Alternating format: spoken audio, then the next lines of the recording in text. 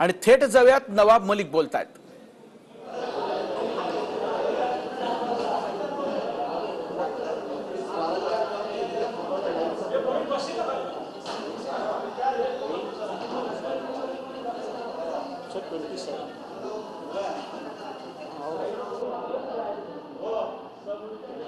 अरे गूगल पे जाओ ना, न्यूज में देखो ना, समीर खान बोल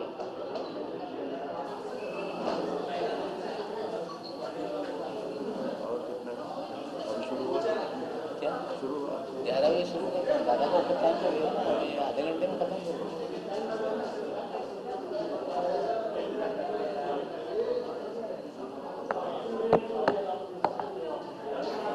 तर अल्पसंख्याक मंत्री नवाब मलिकांची पत्रकार परिषद आपण बघतोय। आज एनसीबी वरती ते काय आरोप करतायत, काय नवा खुलासा करतायत, याकडे सगळ्यांचं लक्ष लागलेलं आहे। काही क्षणातच मंत्री नवाब मलिकांची पत्रकार परिषद सुरू होते। आज काय नेमका गौप्यस्फोट करतात हे बघावं लागेल। मात्र आज काही एनसीबी बाबत नवा खुलासा ते करणार आहेत, नवा आरोप करणार आहेत असं कळतंय। त्यामुळे मलिक आज काय गौप्यस्फोट करतात याकडे सगळ्यांचं लक्ष।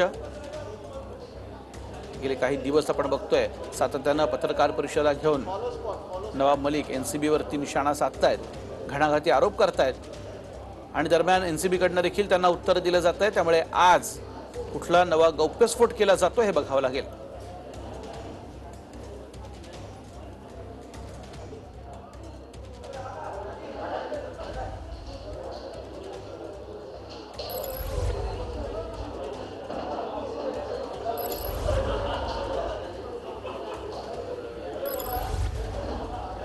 एनसीबीचे प्रवक्ते आणि अल्पसंख्याक मंत्री नवाब मलिक यांची ही पत्रकार परिषद।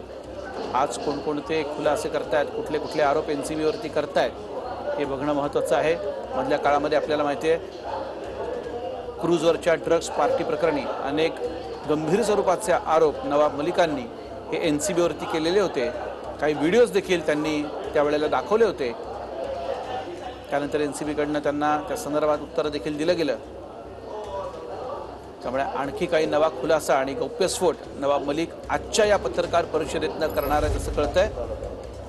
आणि त्यामुळे आज कुठचा नवा आरोप एनसीबी वरती आता नवाब मलिक करतायत हे बघावं लागेल। अल्पसंख्याक मंत्री नवाब मलिकांची ही पत्रकार परिषद।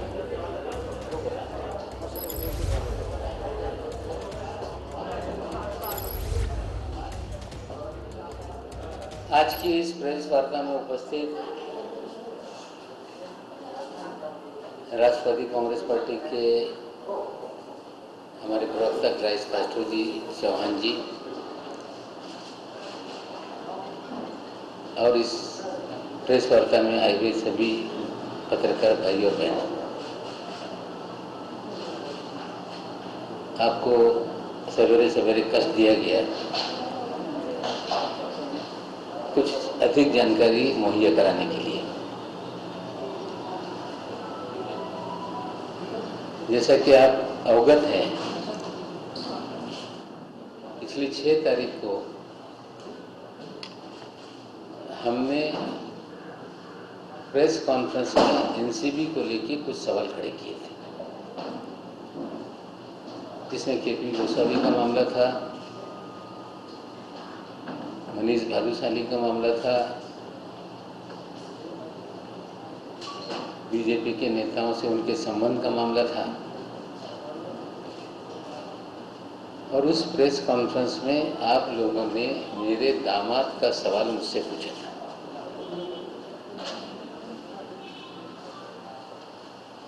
उस समय भी मैंने कहा था कि 13 जनवरी के रोज जब समीर खान की गिरफ्तारी हुई, सारे मीडिया के लोगों को मैंने जवाब दिया था कि कानून से कोई बड़ा नहीं, कानून अपना काम करेगा और देश की न्याय व्यवस्था में मुझे पूरा विश्वास है। ये बयान उस समय हमने 13 जनवरी को दिया था। पिछले प्रेस कॉन्फ्रेंस में भी हमने इतना ही कहा था, लेकिन भारतीय जनता पार्टी के सारे नेता एक ही बात कर रहे थे सारे देश के चैनल पर कि नवाब मलिक का दामाद ये ड्रग डीलर है, उसकी गिरफ्तारी हुई। खुन्नस में ये इस तरह का एनसीबी को बदनाम करने का काम कर रहे हैं। अफसोस की तो बात यह है कि एक माजी मुख्यमंत्री भी अलग से वीडियो बनाकर उन्होंने मुझ पे हमला करने का काम किया, राजनीतिक।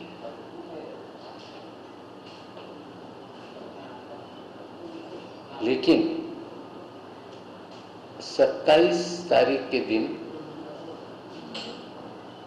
एनडीपीएस के स्पेशल कोर्ट ने समीर खान और उसके साथ 2 अन्य सह आरोपियों को, करण सजलानी और रहला फर्नीचर वाले को 8.5 महीने जेल में रहने के बाद जमानत देने का काम किया। उसके बाद हमारी प्रेस कॉन्फ्रेंस हुई, लेकिन जो एक रिटन ऑर्डर होता है वो जज साहब के माध्यम से हम लोगों को प्राप्त नहीं हुआ। कल सवेरे 11 बजे जो कोर्ट का पोर्टल है ऑनलाइन, उस पोर्टल पे जस्टिस जोगलेकर जी का ऑर्डर लोड हुआ और जोगले सर करके जज साहब के ऑर्डर लोड होने के बाद हम लोगों ने उसे ऑनलाइन लोड करने के बाद चीज़ें पढ़ी। उसको मैं समझता हूँ कि आप जिस तरह से हमारे मीडिया में मेरा नाम लेकर पूरी खबरें 8.5 महीने चली,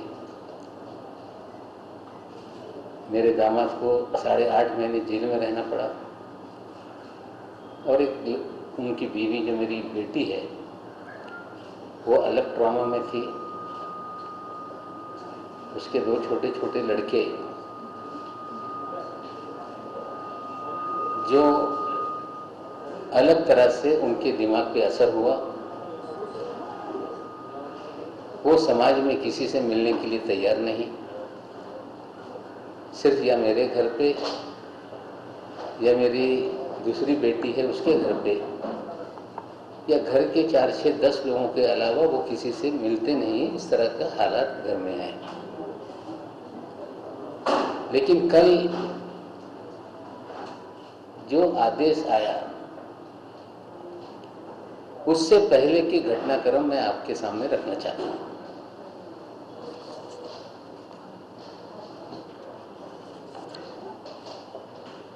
आप सभी साथियों को पता है कि 8 जनवरी 2021 के दिन एनसीबी ने पत्रकारों को बताया कि 2 पार्सल यूनिवर्सल कार्गो से ट्रेस किए गए, जो करण सजलानी ने विजय शर्मा नाम की किसी व्यक्ति को शिलोंग भेजने के लिए बुक किया था।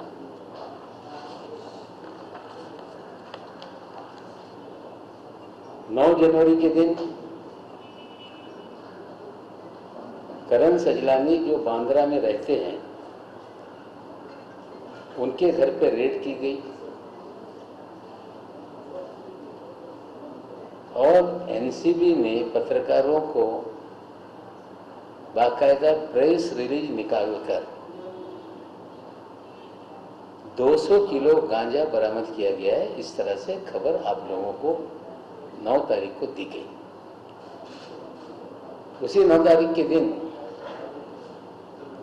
एनसीबी के अफसर के नंबर से सभी पत्रकारों को एक प्रेस रिलीज और 4 तस्वीरें दी गई। वो मैं आपको स्क्रीन पे दिखाता हूं। नंबर यही आप देखिए, नंबर है 98201 11409। इसी नंबर से तस्वीरें दी गई 4। और यह प्रेस नोट निकाला गया कि इस तरह से एक ब्रिटिश नागरिक को हमने गिरफ्तार करने का काम किया है और उसको बड़े पैमाने पे कवरेज चैनलों पे और अखबारों पे आप लोगों ने प्रसारित करने का काम किया। नंबर बहुत इंपॉर्टेंट है, आपको देखना पड़ेगा कि ये नंबर से ही सारे लोगों को मैसेजेस दिए गए। फिर से नंबर देख लीजिए आप, 9820111409।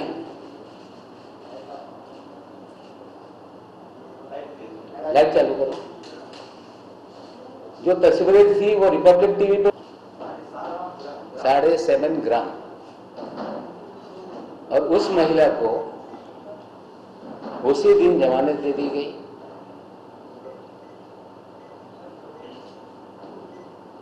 उसी के साथ साथ रेड की गई प्रिंस पान न्यू दिल्ली। उसी के दिन रेड की गई हाउस ऑफ पान गुड़गांव। उसी दिन रेड की गई रॉयस पान नोएडा। उसी दिन रेड की गई सांझा पान गुड़गांव। उसी दिन रेड की गई पंचायत दिल्ली, नितिन बेंगलोर, जीतू हर्बल टबैको, मुच्छर पान वाला और समीर खान किया जो मेरा दामाद है। उसी दिन उसको, अभी उसकी बात नहीं करता हूं। उसके बाद रामपुर में एक रेड हुई और जिसकी भी जानकारी एनसीबी ने दी और वो सारी खबरें आप लोगों ने चलाई। एक उसकी जानकारी के लिए, एक मैं न्यूज 18 लोकमत का जरा वीडियो चला। न्यूज 18 लोकमत ये एनसीबी के माध्यम से पत्रकारों ने चलाई।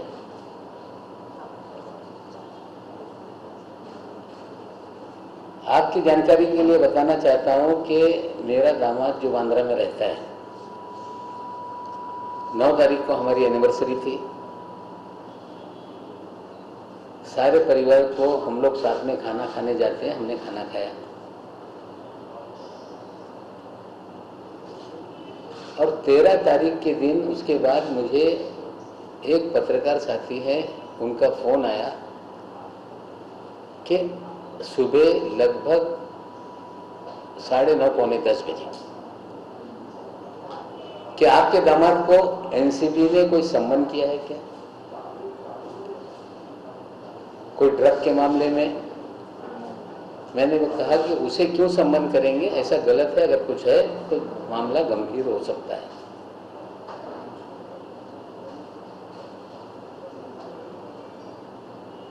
बारह तारीख के रात में एनसीबी ने सम्मन दिया। जो समीर खान हमारे दामाद हैं, उनकी माता श्री जो बगल के किसी जो बिल्डिंग में रहती हैं यूनियन पार्क के पास, और रात में 10 बजे सम्मन आने के बाद 10:30 बजे हमारे दामाद को मिलता है और 13 तारीख के दिन 10 बजे बुलाया गया और समीर खान पौने 10 बजे एनसीबी कार्यालय में पहुंच गए। कार्यालय पहुंचने के साथ सारे कैमरा के लोग उनके स्वागत के लिए खड़े थे।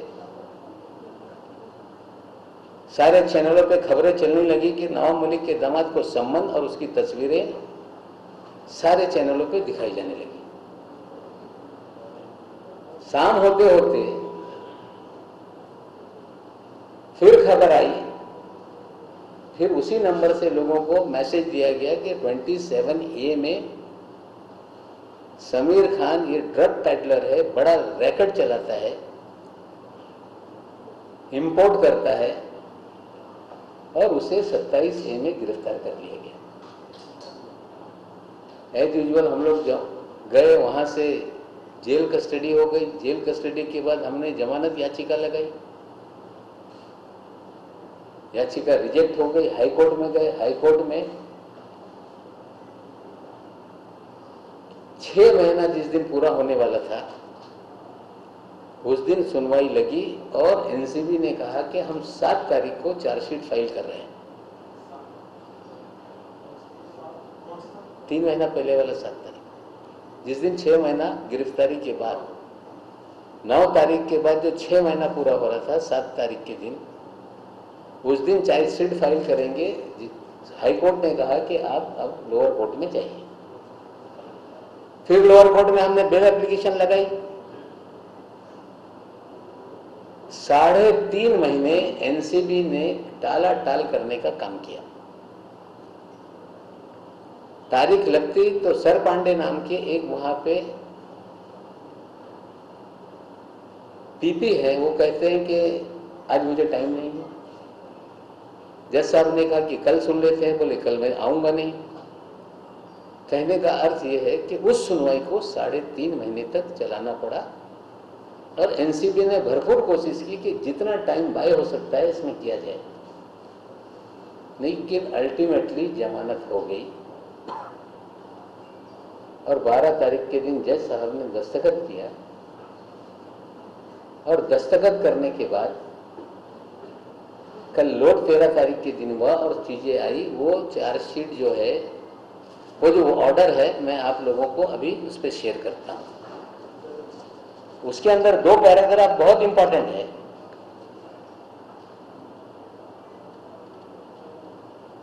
उस पैराग्राफ को आप देखेंगे तो ये जो दावा किया जा रहा था कि ये 200 किलो गांजा है,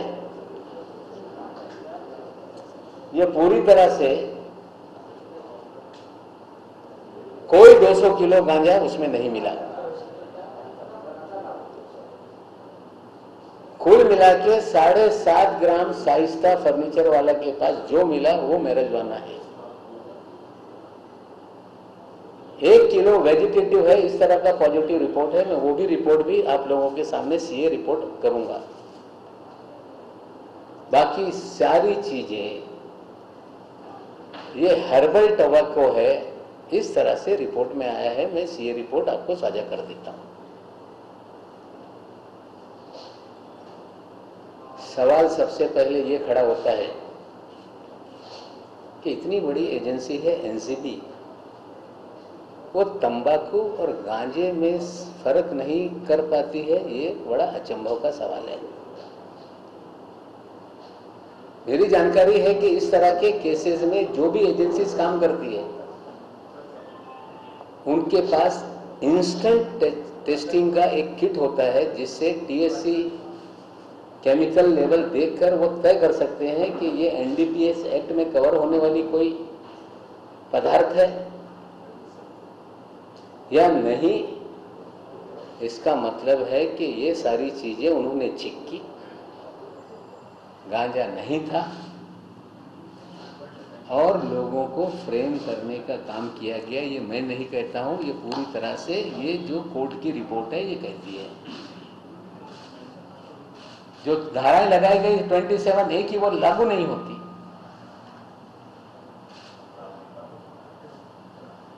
जो भी मुकदमा बनता है वो शाइस्ता फर्नीचर वाला का है, जिसे आपने सेम डे जमानत देने का काम किया। लेकिन ये सारा चीजें चलती रही, फिर भी और भी कहीं से लिंक जोड़ा जाए तो रिया चक्रवर्ती में जो केस था उसमें भी करण सजलानी को इन्वॉल्व कर दिया। शाइस्ता फर्नीचर वाला, राहिला फर्नीचर वाला जो एक्यूज है उसको इन्वॉल्व कर दिया। जो रिया चक्रवर्ती केस में एक आरोपी है उसको इस केस में डाल दिया। टोटली मैलिफाइड इंटेंशन से चीजें की गई है। ये मैं नहीं कह रहा हूं, ये कोर्ट की रिपोर्ट है। मैं आप लोगों के साथ आदरपूर्वक ये भी बताना चाहता हूं कि 14 तारीख के दिन हमारे दामाद बेटी के घर पे सर्च के लिए लोग गए।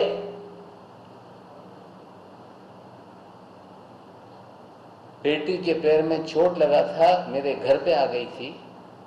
फोन आया कि कुछ लोग घर चेक करने के लिए, दफ्तर चेक करने के लिए आए हैं, आप आइए। बेटी गई। दोपहर तक सर चलता रहा, 2-3 बजे तक। सारे चैनल पे यही दिखाया जा रहा था कि बड़े पैमाने पे गांजा बरामद हुआ है, लेकिन घर पे कोई भी इस तरह की चीजें नहीं मिली। फिर भी टीवी को बताया गया, रिपब्लिक टीवी को देख लो, चल रहा है, न्यूज एक्स पे चल रहा था, अलग अलग चैनलों पे कि गांजा बरामद हुआ, गांजा बरामद हुआ, इस तरह से चीजें की गई। सिलेक्टिव खबरें लीक करके लोगों को बदनाम करने का काम एनसीबी करती है। ऑर्डर पंचनामा में आपको दे दूंगा, आप लोग उसमें पढ़ लें। क्लियर कट फ्रेम करने का मामला है। जो मैं आज तक सवाल उठाता था कि एनसीबी फर्जीवाड़ा करती है, इस मामले में पूरा फर्जीवाड़ा एक्सपोज हो गया है। आप पूछेंगे क्यों किया गया? करण सजलानी को पकड़ा तो एक खबर आ गई कि ब्रिटिश नागरिक को 200 किलो गांजे के साथ पकड़ा गया, हाइप हो गई। राहिला फर्नीचर वाला जो एक लड़की है गरीब घर की, जिसकी 6 बहनें हैं, एक छोटा भाई है, तमाम बहनें अपना घर चलाने के लिए काम करती हैं, घर में साबुन बनाती हैं। किसी जमाने में दिया मिर्जा के यहाँ नौकरी करती थी, आप लोगों को खबर दी गई कि ये दिया मिर्जा की सेक्रेटरी को हमने पकड़ा है। फिर वो हाइप हो गई पब्लिसिटी। उसके बाद नवाब मलिक का दामाद तो और चेरी पिक हो गया, पूरे देश में खबरें चलने लगी। लेकिन इस पूरी कार्रवाई के दरमियान हमने कभी भी दामाद के निर्दोष होने की बात नहीं रखी। हमने यही रखा कि कानून से बड़ा कोई नहीं है। लेकिन इसमें और एक इंटरेस्टिंग चीज है जो आप लोगों को समझना पड़ेगा पत्रकारों की जानकारी के लिए। कुछ फोटोग्राफ है जो 9 तारीख के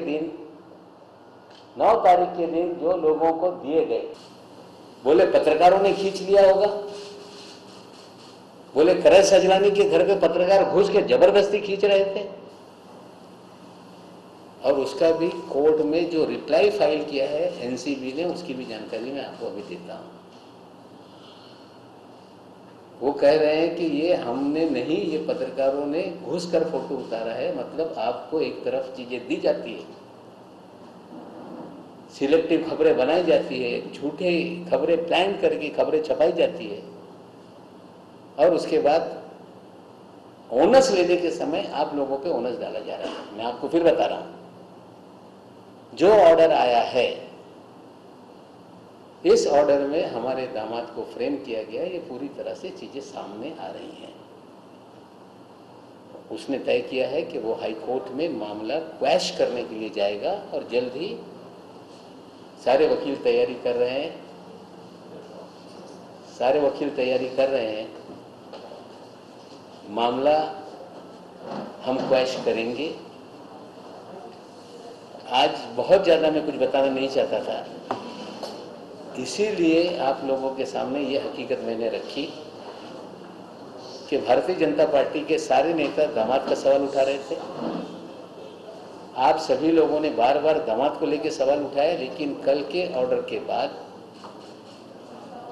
उसे गलत तरीके से फ्रेम किया गया, करण सजलानी को गलत तरीके से फ्रेम किया गया, राहिला फर्नीचर वाले को गलत तरीके से फ्रेम किया गया। ये सारी चीजें आपके सामने मैं रख रहा हूं, न्यायालय में जाएंगे। एक चीज और है कि इसके बाद प्रेस होगी, आप जाएंगे, पूछेंगे, एक सीधा जवाब आएगा कि हम इस बेल ऑर्डर को हाईकोर्ट में चैलेंज कर रहे हैं। We will welcome it. Rhea Chakraborty के मामले में जब हाईकोर्ट ने बेल दी तो सुप्रीम कोर्ट में अभी तक वो भी चल रहा है 10-11 महीने से। एक अधिकारी अपनी जिद पे सरकारी समय, पैसा कितना वेस्ट करेगा? एक ये मामला आज मैं बोलूंगा, ऐसे दर्जनों भन मामले हैं जिन पे हम काम कर रहे हैं। मैं पहले दिन से कि एनसीबी फर्जीवाड़ा करती है उस पर मैं कायम हूं, और ये सारे तथ्य मैंने आपके सामने इसलिए रखे कि जो ट्रॉमा में मेरा परिवार था, जिस ट्रॉमा में मेरी बेटी थी, बच्चे थे, और मैं आभार मानूंगा मेरे नेता पवार साहब का कि जिस दिन ये सारा मामला आया उन्होंने आपके सामने कहा कि अगर कोई गलत काम उनके दामाद ने किया है तो उसकी सजा उसको होगी, लेकिन दामाद की गलती की सजा किसी भी ससुर को नहीं दी जा सकती। उन्होंने उस समय मेरा धाड़स बढ़ाया, जिसके कारण हम लोग लड़े और आज चीज़ें आपके सामने आई है। अगर कोई सवाल है इससे रिलेटेड तो कहेंगे। मैं फिर अपनी बात पे कायम हूँ कि बहुत सारी चीज़ें हैं, लेकिन आज ही मैं सारी चीज़ें नहीं बताना चाहता। एक मामला जो आप बार बार मुझसे पूछ रहे थे, आज उतनी ही बात को लेकर हम लोग मर्यादित रहेंगे।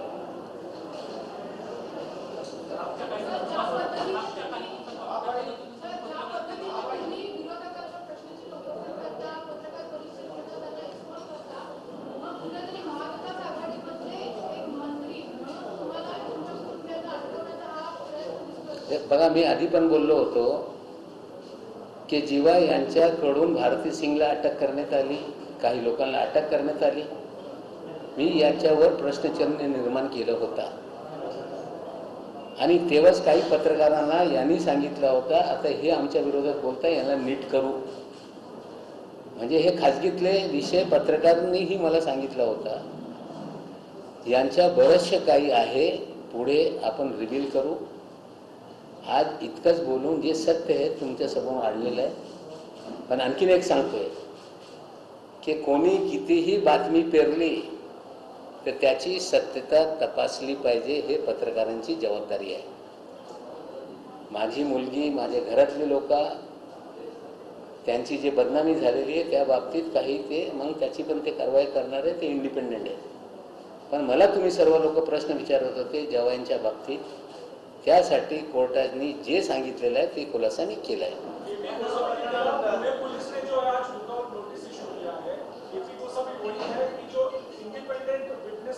देखिए, मैंने भी आज जानकारी मुझे भी मिली है कि पुणे पुलिस ने लुकआउट नोटिस जारी किया है कि वो देश छोड़ के भाग न जाए. मैंने भी खबर देखी है.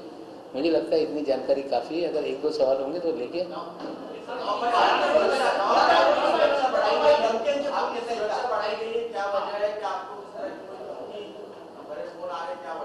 देखिए, ऐसा है, पुलिस अपना काम कर रही है. किस लिए बढ़ाई गई मुझे पता नहीं, लेकिन सुरक्षा मेरी बढ़ाई गई है, बात सच है. लेकिन ये भी सच है कि जब से प्रेस कॉन्फ्रेंस हुआ पूरे देश से कार्यालय में फ़ोन आ रहे हैं कि उड़ा देंगे, यहाँ मार देंगे, वहाँ मार देंगे. अब कौन लोग हैं उसकी लिखित कंप्लेंट हम गृह सचिव को देंगे, उसकी जांच होगी, जो भी लोग हैं उन पर कार्रवाई होगी.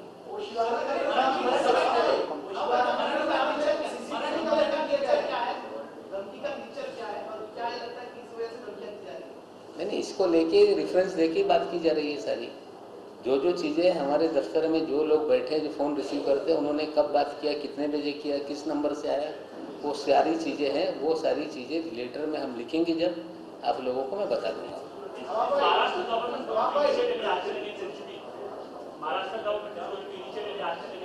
No, I cannot say this thing today. I am just stick to what stigma was on me, my family. The court has clarified the things. That's why I called you through you people. The way things were publicized, we were defamed. So from your side, I am expecting that these things would be go to the people of this country. Thank you. अभी party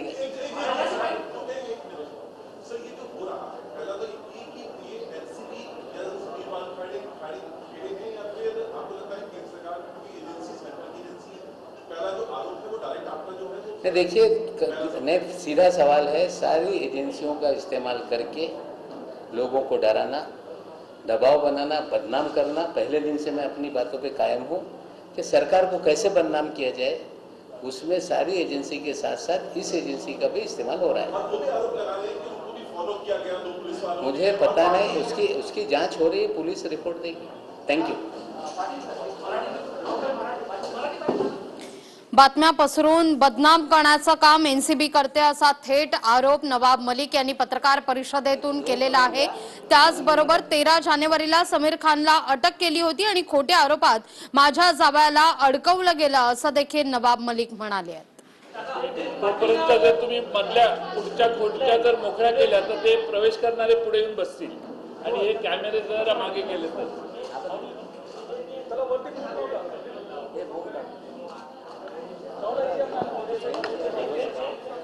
इतकंच नाही तर खोट्या आरोपात माझ्या जावयाला अडकवलं, केवळ herbal तंबाखू सापडला असताना माझ्या जावयाकडून गांजा मिळाल्याचा दावा केला। जवळपास 200 किलो गांजा कुठेच मिळाला नाही असं स्पष्टीकरण देखील नवाब मलिक यांनी दिलेलं आहे। आता या विरोधात हायकोर्टात जाणार असल्याचं देखील नवाब मलिक म्हणाले। इतकंच नाही तर मला सतत धमकीचे फोन येत आहेत असं विधान नवाब मलिक यांनी या पत्रकार परिषदेतून केलेलं आहे। बातम्या पसरवून बदनाम करण्याचं काम एनसीबी करते असा थेट आरोप नवाब मलिक यांनी या पत्रकार परिषदेतून केलेला आहे। आपण पाहतोय कोणी कितीही बातमी पेरली तरी सत्यता तपासणं हे गरजेचं आहे। माझ्या कुटुंबियांची देखील बदनामी झाली असं नवाब मलिक म्हणालेले आहेत। पत्रकार परिषदेच्या माध्यमातून पवार साहेबांचे देखील नवाब मलिक यांनी आभार मानलेले आहेत। पवार साहेबांचे मी आभार मानतो असं वक्तव्य नवाब मलिक यांनी केलेलं आहे। कोणी कितीही बातमी पेरली तरी सत्यता पडताळून पाहणं हे गरजेचं आहे असं नवाब मलिक म्हणाले आहेत।